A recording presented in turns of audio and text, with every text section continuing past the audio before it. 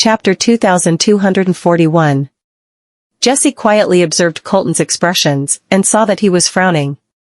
She thought about it and said, I don't know why Miss Pruitt is so hostile toward me. Maybe it's because she's afraid that I might hurt Dee. She really cares a lot about her. Colton nodded and loosened his watch. Dee is her niece, so it makes total sense that she cares about her. Jessie's smile froze, but she added, that's true, but now that she's pregnant, she shouldn't only focus on Dee. She should take care of her own child too. Colton was silent in thought. Jessie looked at him. Mr. Goldman, seeing how much she cares about Dee, what happens if Dee refuses therapy? I'm worried about the child. Colton snapped on his watch, but paused and raised his brows at her when he heard what she said. You don't need to worry about that. Just focus on her treatment. I have a meeting, so I need to go now. He then walked away without looking back. Jessie watched as he walked away. Her face dropped. He was obviously unhappy. Was it because of something I said? Meanwhile, Freyja and Dee were planting some plants in the garden. Dee knelt next to a flower bed and dug holes with the help of a little spade. Even though she wasn't as happy as she used to be, she hadn't lost her interest in learning. Freyja praised her. You're learning so quickly, Dee. The maid smiled too. She really is a smart little girl. A luxurious car parked at the gate. Freyja looked toward the person getting out and was shocked. It was Waylon. The maid smiled and got up. Mr. Goldman? Cameron poked her head out from the car window, looked into the garden, and whispered, Can I not go in? I'm shy. Waylon opened the car door and helped her out. There's no need to be shy about meeting your future sister-in-law. Cameron's face turned red again. Nonsense. We're not even close to marriage yet. He calmly nodded and smiled. At least we've started something. Freyja walked over with Dee. Waylon? Dee hid behind Freyja because she thought that Waylon was Colton. She was afraid to look at him. Waylon smiled and looked at Dee. He leaned down to look at Dee. You're Dee? So glad to meet you. He put out a hand and sounded gentle. Dee hesitated but finally put out her hand. She immediately took it back when they touched, and she tightly grabbed onto Freyja's clothes. Waylon chuckled and patted her head. You look shy. Cameron walked close to him and whispered, She's not shy. She's afraid of you. The little girl looked terrified. Freyja finally noticed Cameron. She was very beautiful and had nice features with a hint of seductiveness. Her eyes were beautiful and lively. She would stand out even if she was among a group of beauties. Cameron looked into her eyes, paused, smiled, and shook her hand. Hello, beautiful woman. I'm Cameron. Freyja was surprised, but smiled out of courtesy, and said, Hello. Waylon turned to look at Cameron. This is Freyja, your sister-in-law. Cameron shoved her elbow into his waist and said through gritted teeth, Shut up. Freyja smiled and held her hand. Let's go inside. Chapter 2242. In the house. The maid brought them tea and some fruits. Cameron glanced at Dee sitting next to Freyja, remembered the rumors at Black Gold, and guessed that this girl was the niece they were talking about. She looked at Dee, who looked back. Cameron smiled at her. Dee was surprised and looked down. Cameron looked at the cautious little girl in pigtails and weirdly felt touched. She looked like Mahina when she was a child, except Mahina was braver at her age. The maid brought over some cookies. Dee saw that and wanted some, but didn't dare take them herself. Cameron picked one up and handed it to her. Dee didn't take it. Cameron held her little hand, helped her hold the cookie, smiled, and said, Have some. Dee looked at the cookie in her hand, then at Cameron, and started munching on it. Cameron watched while she ate like a little hamster biting on sunflower seeds. Freyja and Waylon were looking at her, and Freyja was especially shocked. Ever since Dee developed psychological issues, she wouldn't get close to anyone and wouldn't even eat food from anyone else. Nonetheless, she accepted Cameron's cookie, even though Cameron pushed it into her hands. Freyja touched Didi's hair. Say thank you to the lady. Didi's eyes moved around as she quietly said, thank you. Cameron smiled and waved her hand. You're welcome. You're so cute. Waylon looked at her. You love kids? She was curious. Everyone likes kids. They're so cute. He nodded. Let's make one. Cameron glared at him and lowered her voice. You can do it, I just like other people's kids. Waylon peeled an orange and handed it to her. If you could get me pregnant, I'd deliver it. Cameron was rendered speechless. Freyja smirked. You're an interesting person. Cameron felt embarrassed. Why did they have to talk about this in front of other people? Waylon wiped the orange juice off his fingers and looked up. Freyja, I need to speak to you. Freyja was surprised because she was worried about Didi. Cameron said, don't worry, I'll help you look after this little lady. Freyja smiled, got up, and walked to the garden with Waylon. They stood under a tree. Waylon looked at the huge tree. When they moved there, the tree was already there. I've heard about you and Colton. I know that. There was some misunderstanding between you, but I don't think it was because of Didi. She paused and slowly looked down. Waylon turned to look at her. Cole hasn't been very good at expressing himself ever since he was a kid. He would do whatever he wanted and would say what was on his mind. He has changed quite a lot in the past few years. Freyja held her hand and looked at the flower bed. I know. What about you? He squinted. What do you think about this? Freyja smiled. I never thought about his feelings about what happened in the past. Didi has been under my care since her birth, and I've watched her grow up. We depend on each other, so I blame myself a lot for what happened to her. Maybe I ignored his feelings, because of this self-blaming. I don't blame him even if he can't understand how I feel, because I don't try to understand him either. Chapter 2243. Freyja walked to the flower bed and watched the morning glories growing on the fence. I know everything that he has done for me. I'm just not confident. Waylon looked at her. You have a choice.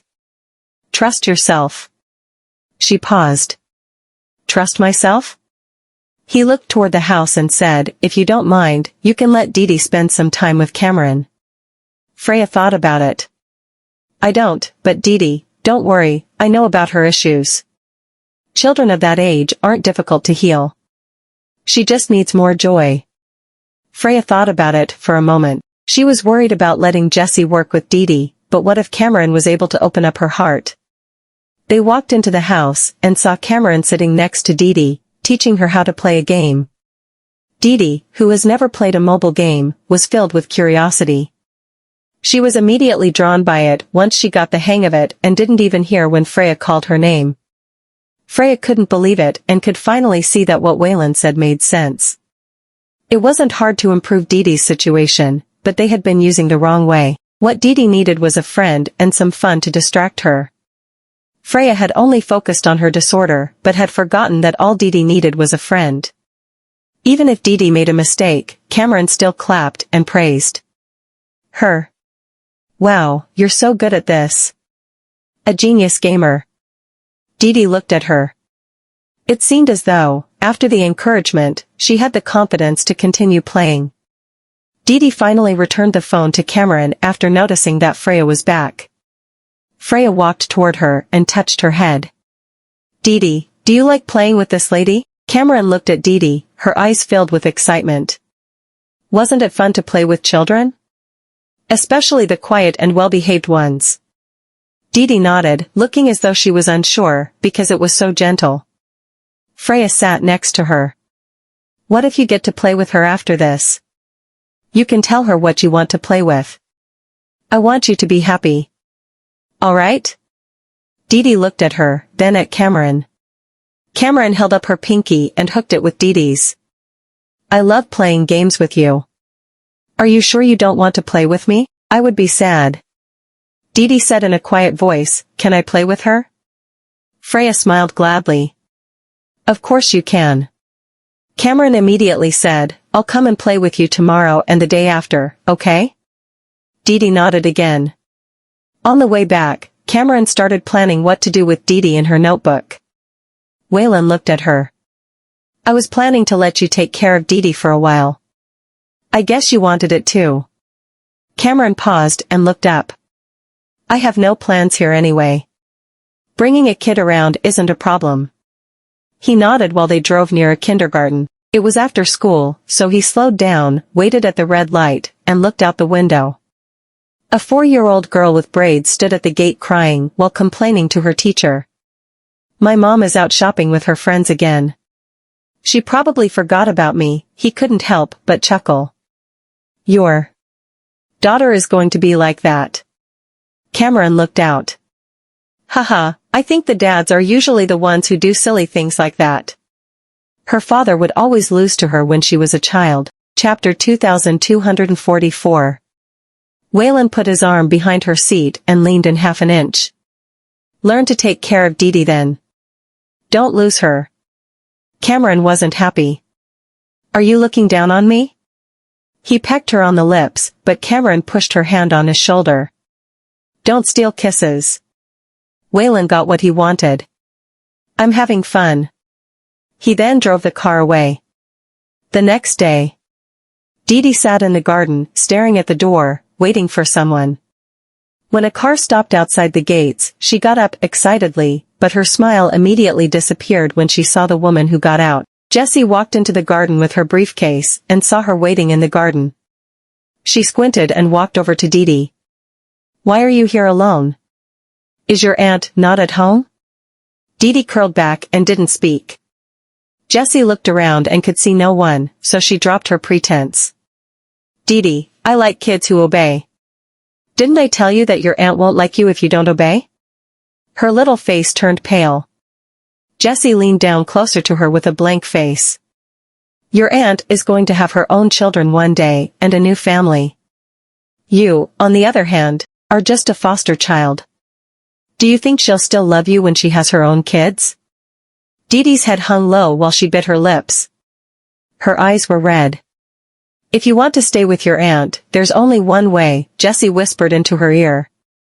If your aunt loses her baby, you'll be her child forever. Dee looked up when she heard the voice. She saw hope when Cameron showed up. She pushed Jessie aside and ran toward Cameron, who stretched out her arms to hug her, then pinched her face. You missed me so much? But when she saw that something was off with Dee, she noticed that there was a woman in the garden who wasn't Freyja. Who's this? Dee lowered her head and didn't speak. Cameron noticed that she was afraid. Jessie had never seen Cameron before, so she frowned. Who are you? This annoying woman showed up and interrupted me. Cameron stood up straight. Who are you? Jessie smiled. I'm the psychologist that Mr. Goldman hired to work with Dee. I'm here to see her for her issue. Cameron was surprised and looked at Dee. Psychologist? Did she have psychological problems? Dee doesn't like to speak. Is she autistic? Jessie walked over. Please let me work with Dee. Cameron stood in front of Dee and smiled. You don't look like a psychologist to me. Why would she be so afraid of a psychologist? I think there's something very wrong with you. Jessie was annoyed. Please watch what you say. Why should I? Cameron crossed her arms and didn't care. I'm sorry, I don't know you that well, so there's no need to be nice. I don't care if you're a psychologist, Dee doesn't need you now. Jessie was furious. This bitch who randomly showed up doesn't even respect Coleman. Are you Miss Pruitt's friend? Jessie hid her anger and looked at her with a sneer. Is that why you're so rude? Cameron's face dropped. That was insulting. Chapter 2245. Even if Cameron wasn't friends with Freyja, she was insulted. She even dragged Freyja into this. This woman sure is something. Cameron walked closer to her. It's none of your business if I'm rude or not. You're insulting the lady of the house in her own home.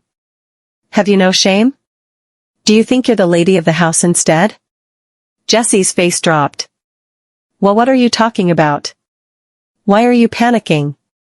You're not going to be the lady of the house. I don't think Coleman's taste is so terrible that he would be attracted to a woman like you. After Cameron said that, she immediately remembered who this woman was. Isn't she the one Wayne was reading about? This woman was even more repulsive than Florence.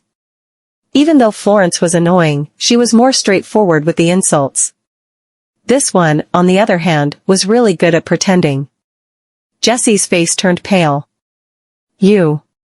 It would be hard to explain if someone saw her if she threw a tantrum. She suppressed her anger and glared at her. I'll remember you. She then left. Cameron watched while she walked away and chuckled. Jesse was no match for her. She squatted down to look at Dee. Dee, tell me if you find that lady annoying. Dee hesitated, then nodded.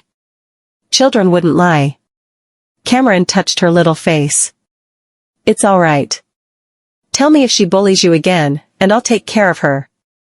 She didn't bully me. Dee, who was silent all this time, suddenly spoke. She just forced me to take medication and did things I didn't want to do. Cameron frowned. Force you to take medication?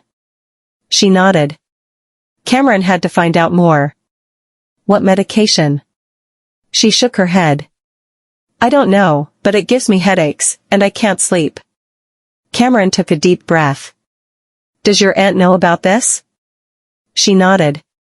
I told her, and she told me to stop taking them. Cameron looked down. What did she force you to do? Dee hesitated before carefully saying, she asked me to cut myself and said if I didn't, my aunt would abandon me. If I cut myself, my aunt will feel bad and love me, but I don't like the pain. Cameron rolled up her sleeve and saw some shallow cuts that were recovering on her wrist. She looked up and fell into deep thought. Children couldn't stand the pain, so they wouldn't cut their own hands unless it was by accident. However, these scars seemed to have recovered and looked like they were intentionally cut with a knife. Why would a child cut her own wrist? Cameron looked at Dee and felt heartbroken. She touched her head and said, Don't worry, I'm here with you. You don't need treatment from her from now on. At Black Gold, Leonardo was reading a report in front of the office when he heard someone call out to him. He didn't have to turn around to know who it was. He closed the report and slowly turned around with a smile. Yes, Miss Blueman? Jessie kept visiting the office, especially in the past half a year. Outsiders might think that she was an employee there. Jessie's eyes were red, as if she had been through some problems. Leonardo handed her a napkin. Miss Blueman, what happened? Chapter 2246. Jessie took over the tissue and said, It's nothing. It's just about Dee. Can I see Mr. Goldman? I really have something very important to speak to him about. Leonardo replied, Mr. Goldman is having a meeting right now. I'm afraid he can't come out. She replied, It's okay. I can wait for him. Leonardo led her to the office. After roughly 30 minutes, the meeting ended. Leonardo told Colton that Jessie was there to see him when he returned to the office. He did not say anything back to Leonardo, and Leonardo couldn't tell his emotions from his face. He pushed the door open and went into the office. When Jessie saw him, she rose to her feet. Mr. Goldman. Colton stood behind the couch and looked at her deeply. It was true that he had told her before that she could come to see him as long as it was about Dee. However, it seemed to him that she had been showing up before him too often. Not only that, but she was not talking about Dee most of the time, and honestly, he was annoyed. Colton walked toward his desk and sat down on the chair. Dr. Blueman, my time is precious. I hope you won't waste my time anymore if it isn't about Dee. Jessie's heart skipped a beat. Did I show up too often lately, so he's annoyed by me? Damn it. I should have known earlier. But no matter. I just need to calm down. With that thought in mind, Jessie said, I'm sorry. I don't mean to disturb you. But I really have come to talk to you about Dee. I was supposed to do the usual treatment with Dee. But a woman suddenly showed up, and not only did she stop me from treating Dee, but she also took her away. Colton frowned. A woman? I've never seen her before. Maybe she's Miss Pruitt's friend. She refused to let Dee cooperate with me, and she also said that. Jesse glanced at him, put on a troubled expression, and continued. She said that Dee doesn't need any treatment. But Dee is very unstable right now. It will be a problem if she keeps on messing with my treatment like this. Besides, she's questioning me, so this means that she's questioning you as well. She did not believe that Colton couldn't do anything to that woman. Colton was so concerned about Dee's condition because he was worried that Dee would harm Freyja when she went out of control. If Dee refused to cooperate with her in the treatment, Colton would certainly not be happy about it. Everyone in the office fell silent. After a short while, Colton received a text message from Freyja. After he finished reading the text message, he lifted his eyes and asked, "You've been treating Dee for half a year, right?" Jesse was stunned. "Yeah." Squinting his eyes, he continued. "So here's my question, Dr. Blueman. Why has Dee's condition not improved at all after half a year?" Jesse froze. Did he notice something? But how is that possible? Mr. Goldman, I believe I've told you about it before. Dee refuses to cooperate with me, Anne. Colton tapped his finger on the desk and interrupted her. She refused to cooperate with you? But why would she cooperate with a woman who she met less than a day ago? Freyja had told him that Cameron had brought Dee out through the text message. In other words, the woman that Jesse ran into was Cameron. Dee did not show any resistance toward Cameron, but she refused to cooperate with Jesse in her treatment. When Colton thought about it, he realized that Freyja was always wary of Jesse whenever she was around. Jesse's face turned pale as she clenched her fist tightly. Mr. Goldman, I don't think there's anything wrong with my treatment plan. For all the time I spent with Dee, I treated her like my own kid. I really hope that she can recover, and I know you hope the same as well. She's still young. If we don't take her condition seriously, it'll become even more serious when she grows up later. Chapter 2247. Mr. Goldman, have you ever thought about why Dee refused to cooperate with my treatment? Her aunt is the reason she has been resisting me. Dee is abnormally possessive of her aunt. She's afraid of being abandoned by her, and her mental status is vulnerable. If she continues to resist my treatment, she'll only get worse. Colton fell silent. He did not know how to refute Jesse. Jesse was a psychologist. She indeed was thinking from the angle of the patients. I think you should go back first. Jesse heaved out a sigh of relief and smiled. All right. When she walked to the door, Colton called out to her and said, I'm going to stop Dee's treatment, so for the time being, you don't have to go to the Seaview Villa. Jessie gritted her teeth and replied, all right. Her face was dark when she left the office. Those damned bitches. How dare they ruin my plan? I must teach them a lesson. Suddenly, her phone rang. When she saw the phone number, her face sank. She did not know why this fellow just wouldn't let her go. She had told him that they were not suitable for each other, yet he refused to listen. Just when she was about to hang up the call, something came into her mind, and a cold smirk crossed the corner of her lips. Maybe he can be the pawn that will lead me to my victory. Meanwhile, Cameron brought Dee to the zoo. Dee had never been to a zoo before. She stood in front of the elephant enclosure and looked at them in amazement. Cameron thought of helping her to take a photo. Just when she lifted her phone, Dee turned her head over. After Cameron took the photo, she thought of something and asked, Dee, do you want to take a photo with the elephants? Dee looked over to the elephant, picking up the grass with its trunk, and nodded. Cameron asked her to scoot over a little bit. After the elephant was in the camera, she pressed the shutter button. A small elephant came around behind her and touched Dee's cheek with its trunk, startling her. The interaction between Dee and the small elephant was captured in a photo by Cameron. After watching the animals, Cameron brought Dee to play the pirate ship and the carousel. They also went to watch a circus show. Dee had never felt so much fun before, and a smile broke out on her face. They held ice cream cones as they walked along the river. Cameron turned her head around and asked, "Are you having fun today?" Didi nodded. "Yes." Cameron rubbed the top of her hair and smiled. "I'm happy too, because I get to play with Didi." Didi hesitated and asked carefully, "Can we come out and play again in the future?" Cameron was stunned. In the future? Cameron was not going to stay in Bassburg forever, but she did not want to disappoint Didi, seeing the expectation on her face. "Don't worry. As long as I'm here, we can always come out and play. After all, we're friends now, right?" Didi nodded. She was not against Cameron holding her hand as she walked beside Cameron obediently.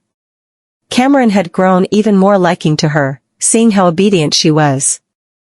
However, she could more or less understand Didi's feelings after recalling what Jessie had said. Didi was just a lonely and insecure little girl. Even though she did not know what she had gone through in the past, at the very least, she was easy to satisfy. It was just that she did not dare to ask for the thing she wanted. When Cameron thought that she had to learn to read other people's emotions at such a young age, she felt sorry for her. Didi stopped in her tracks and looked expectantly at the kids playing on the plain grass. Cameron noticed it as well and asked, "Do you want to play with them?" Didi lowered her head without saying anything. Cameron held her hand and said gently, "Didi, don't ever be afraid to make new friends. If you want to play, go ahead."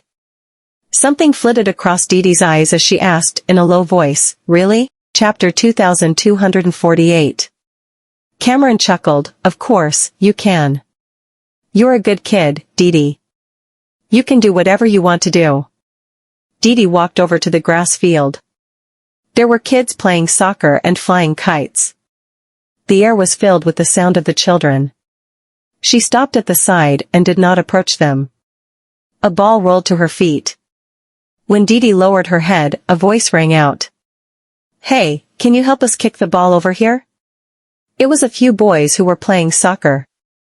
All of them were about her age. Didi kicked the ball over. A boy came over and picked up the ball. He turned his head to look at Didi and offered her a big grin.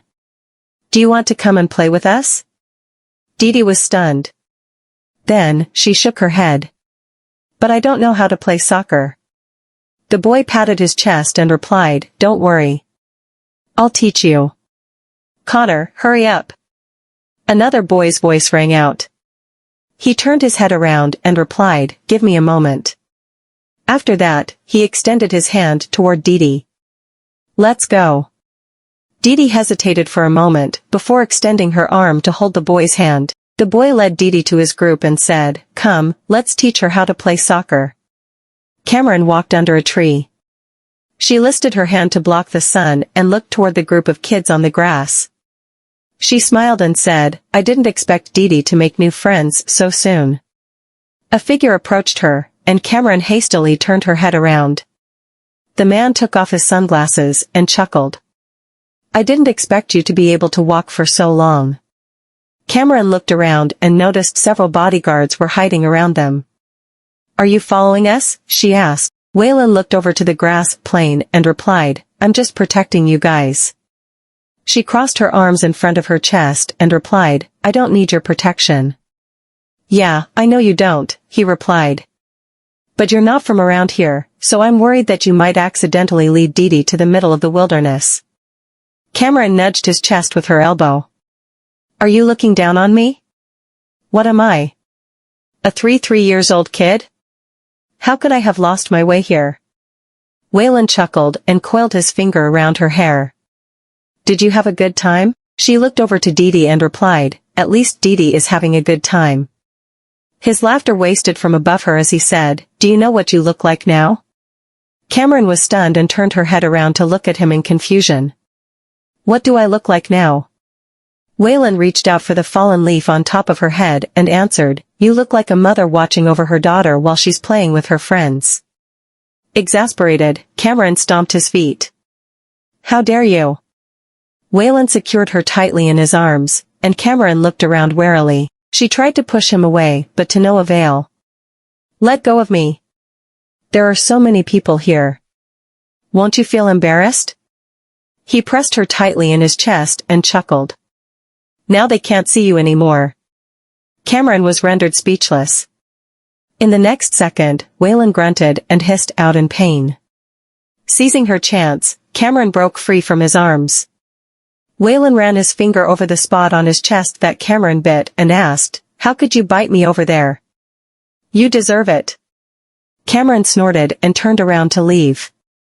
Waylon looked at her figure. When he saw that her ears had turned red around the tips, he decided to forgive her. Dee only said goodbye to her friend in the evening. Cameron was waiting for her in front of the car. After Dee ran toward her, she held her in her arms. "How was it? Did you have a good time?" Dee chuckled, "Yeah." Cameron helped her to open the door and said, "Let's go. We should go home now." When Dee went into the car and saw Waylon, she was stunned, and her movements became still. Cameron noticed her reaction after getting into the car and glared at Waylon. Waylon let out a bitter smile and said, "It isn't my fault." The person Dee was afraid of was not him, but Colton. It was just that both of them looked identical. Chapter 2249. Cameron put Dee on her lap. "Why are you so afraid of this uncle? You don't need to be scared of him. He doesn't eat people." Waylon squinted when Cameron called him uncle. Dee said in a low voice, "My uncle doesn't like me." Cameron knew that she was talking about Waylon's brother. She grabbed her hand and asked, "Then can you tell me why that uncle doesn't like you?" She waited for a long while, but Dee refused to open her mouth. Cameron then pressed on and said, "This uncle isn't the same uncle that lives with you. They're brothers, so they look alike. Come, take a good look at this uncle."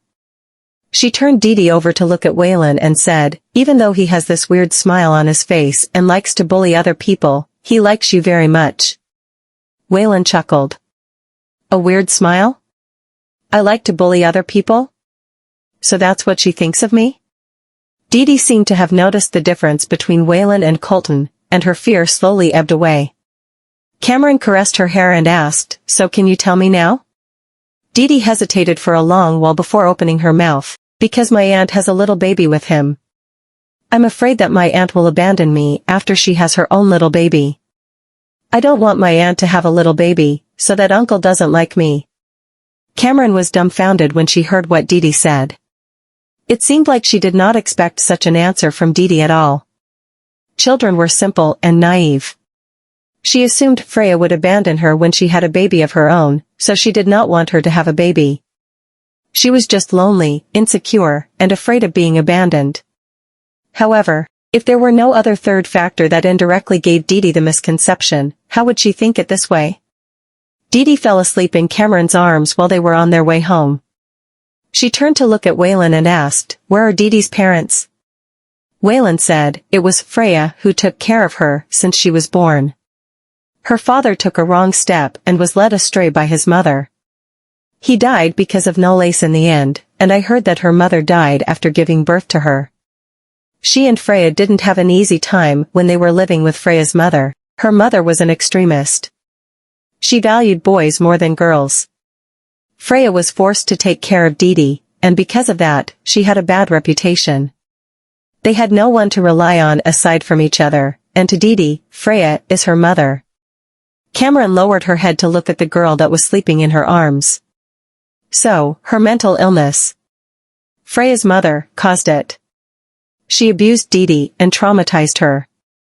Dee knows that Freyja intends to send her back to her grandfather at Yaramore, so perhaps it's because of this misunderstanding that Dee thinks Freyja is going to abandon her." Cameron frowned. "Your brother doesn't want to take care of her?" After all, Dee was not related to him by blood, so she could understand if he did not want to raise her. Waylon looked outside through the window and said, "Considering our family's wealth, it goes without saying that Colton is fully capable of raising her. It's just that Freyja has to consider Dee's situation. Dee is, after all, not related to any of us. She doesn't have parents, and Freyja is her only family member. Freyja is going to have her own children in the future, so she may not be able to focus on Dee. Besides, after Dee starts attending school, She'll be exposed to the outside world and may not be able to handle the gossip and criticism they throw at her. Cameron fell silent. Freyja was considering Didi's future, but Didi did not want to leave her aunt's side. Didi was not attending kindergarten at this age, because she was psychologically challenged. She was insecure and sensitive, like a fragile porcelain doll. Chapter 2250. If Didi couldn't get over it or accept it, the gossip and criticism would destroy her. The vilest thing in this world was rumors. If they did not do something about it, Didi might get affected and fall into the wrong path in the future.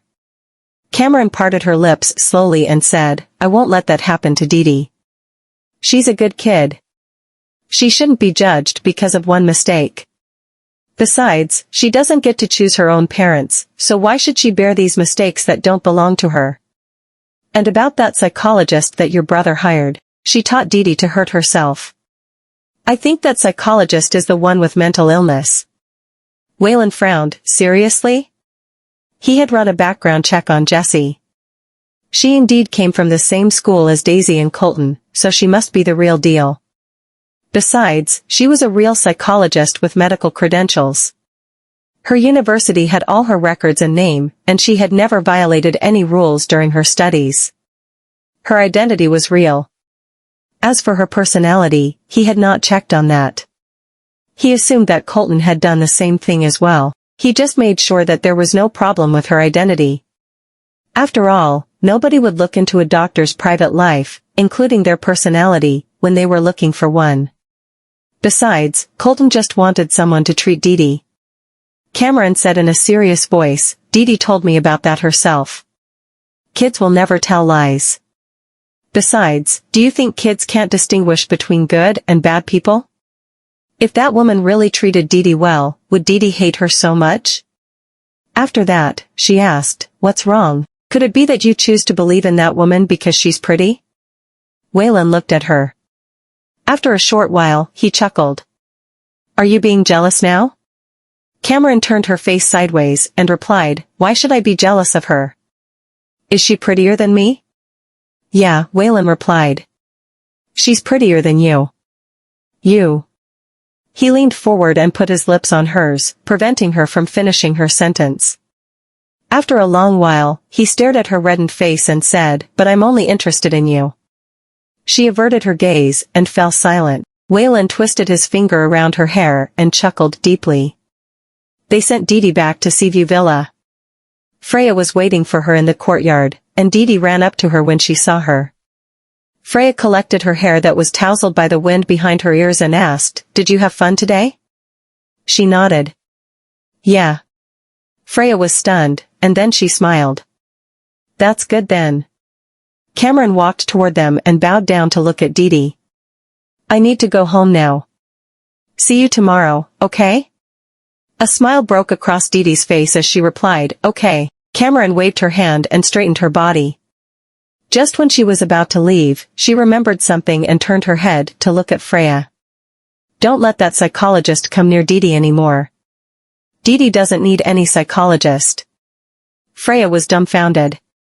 She seemed to have remembered something and smiled, thank you. Don't mention it. After that, Cameron went back into the car and left. Didi watched as the car disappeared in her vision.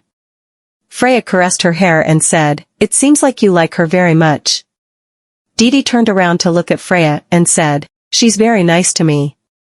She took me to the zoo, bought me nice food, and showed me how to make friends with other kids. Freyja lowered her eyes. She felt that Cameron was right.